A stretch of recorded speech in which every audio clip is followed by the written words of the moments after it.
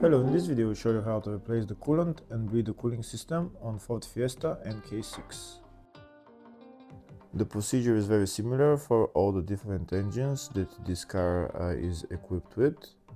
In the video I'll show you how to replace the coolant. To drain the coolant you need to go underneath the car and there is a drain plug on the radiator, or if there is no drain plug you need to remove the lower radiator hose. So here in my case I've already drained the coolant. You can see the coolant tank is empty. Now I'm going to remove the coolant cap.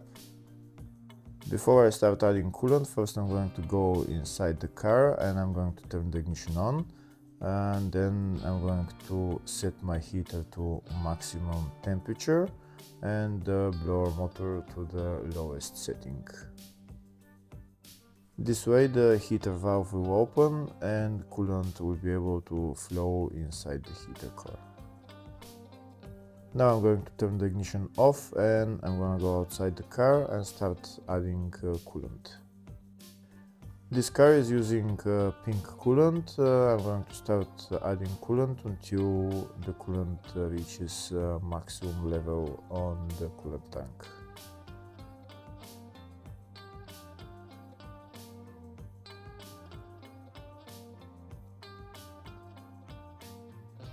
We can see as I'm adding, it's continuing to drop because air is coming out. If the video is useful, please like and comment on the video and subscribe to the channel to see more videos like this.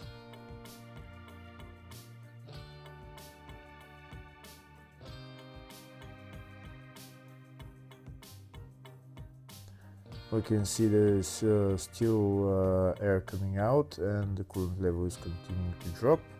We're going to wait a little bit and add some more coolant.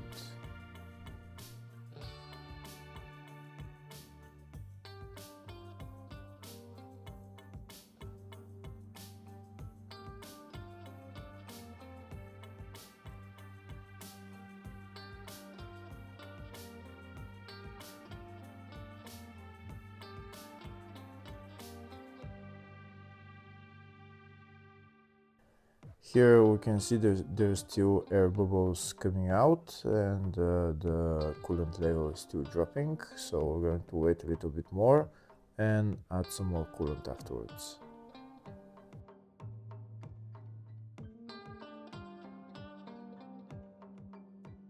To help get the air out quicker, I'm going to start squeezing the lower and upper radiator hoses. Here's the lower radiator hose. I'm going to start squeezing it and you see how there is going to be some air coming out and the coolant level will drop. Squeeze it like that for a while and you see how the coolant will start dropping. After the coolant level stops dropping while pressing the lower radiator hose, start pressing the upper radiator hose as well, and then add some more coolant afterwards.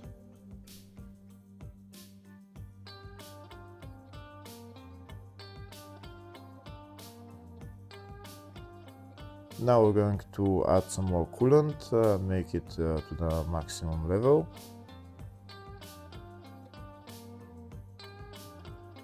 Now that coolant is to the maximum level, I'm going to remove the funnel. I'm not going to put on the coolant cap, I'm going to leave it out and I'm going to go inside the car and start the car.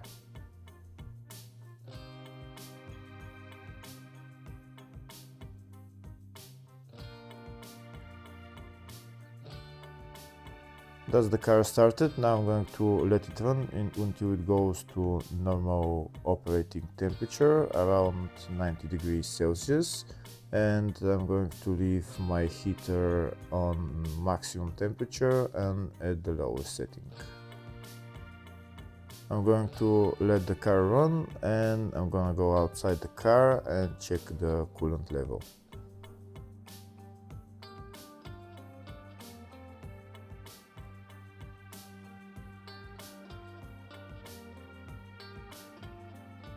Here we can see the coolant level dropped a little bit, so I'm going to add some more coolant until it reaches maximum level.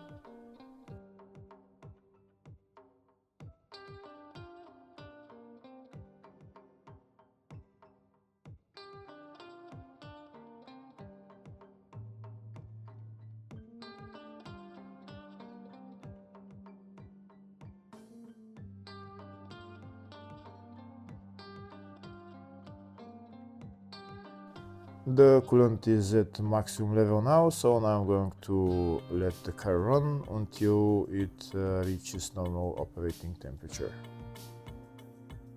Once the car reaches normal operating temperature, the heating should start blowing hot air. We can see now it's at normal operating temperature. If it's not blowing hot air yet, maybe rev the car for at around 2000 RPM for couple of minutes until it starts blowing hot air. When the heater starts blowing hot air, that means that the old air pockets are gone and the cooling system has been bled.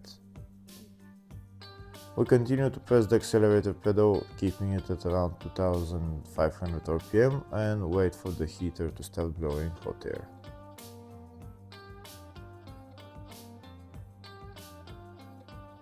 Once the heater starts blowing hot air, we can release the accelerator pedal. Now we can turn up the heater blower motor, and it should be blowing hot air now.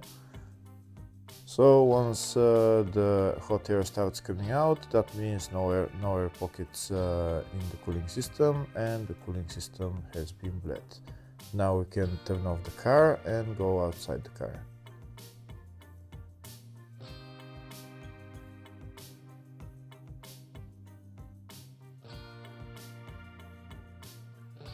We're going to check the coolant level. We can see it's at maximum.